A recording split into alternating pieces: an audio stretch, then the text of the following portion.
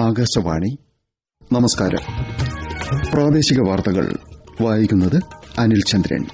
പ്രധാന വാർത്തകൾ.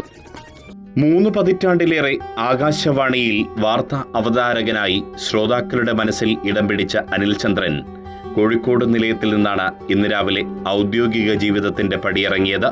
ഇതോടെയാണ് ആകാശവാണി മലയാളം വാർത്താ വിഭാഗത്തിന്റെ ഒരു യുഗത്തിന് തിരശ്ശീല വീണത്.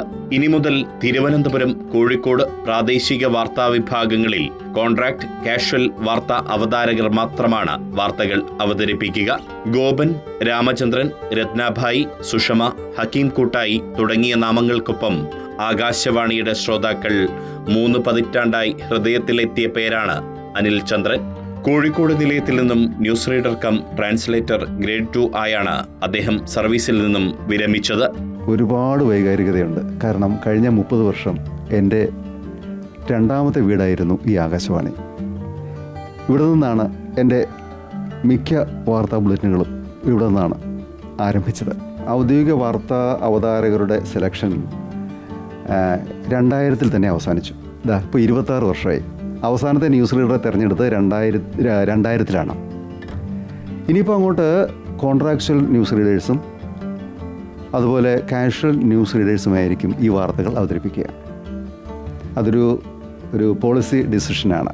സുനാമി വേളയിൽ എല്ലാവരും സുരക്ഷിത ഇടങ്ങൾ തേടി ഒതുങ്ങിയപ്പോൾ അറബിക്കടലിനോട് ചേർന്ന കോഴിക്കോട് ആകാശവാണി നിലയത്തിൽ ജീവൻ പണയം വെച്ച് ജോലി ചെയ്ത ഓർമ്മ ഏറെ വൈകാരികതയോടെ കേരള വിഷൻ ന്യൂസിനോട് അനിൽ ചന്ദ്രൻ പങ്കുവച്ചു. ഒരുപാട് സംഭവങ്ങൾ ദുഃഖിപ്പിക്കുന്നതും സന്തോഷിപ്പിക്കുന്നതും കരയിക്കുന്നതും ആയ ഒരുപാട് വാർത്തകൾ എനിക്കിവിടെ നിന്ന് വായിക്കാൻ കഴിഞ്ഞിട്ടുണ്ട്. സുനാമി കാലത്ത് എല്ലാ ആൾക്കാരും ആകാശവാണിയിൽ നിന്ന് പുറത്തു പോയപ്പോൾ അപ്പോഴും ഇവിടെ വന്ന് വാർത്ത അവതരിപ്പിക്കാൻ ഒരു അവസരം എനിക്ക് ലഭിച്ചു. അത് എൻ്റെ ഔദ്യോഗിക ജീവിതത്തിലെ ഏറ്റവും വലിയ ഒരു അനുഭവമായി ഞാൻ വിലയിരുത്തുന്നു.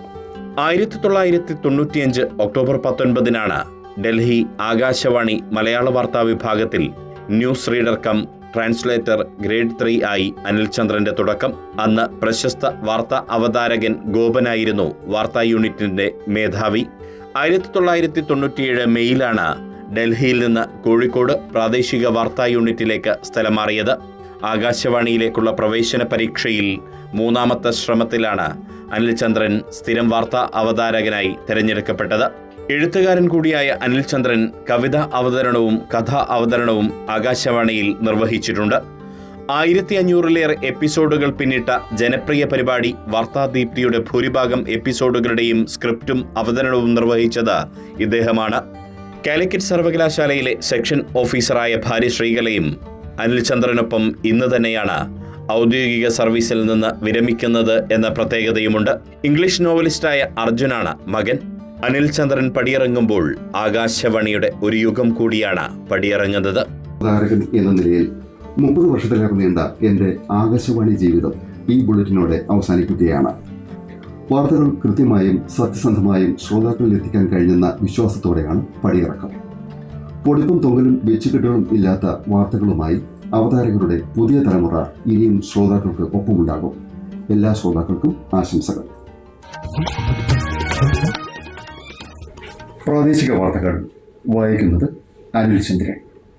പ്രധാന വാർത്തകൾ. ഉപരാഷ്ട്രപതി CP രാധാകൃഷ്ണൻ ഇന്ന് കേരളത്തിലെത്തും. കോട്ടയത്തും കണ്ണൂരിലും പരിപാടികളിൽ പങ്കെടുക്കും. മധ്യവേനൽ അവധിക്ക് ശേഷം സംസ്ഥാനത്തെ സ്കൂളുകൾ നാളെ തുറക്കും. സംസ്ഥാനതല പ്രവേശനോത്സവം Thiruvananthapuram Pattom government model girls higher secondary സ്കൂളിൽ മുഖ്യമന്ത്രി VD സതീശൻ ഉദ്ഘാടനം ചെയ്യും.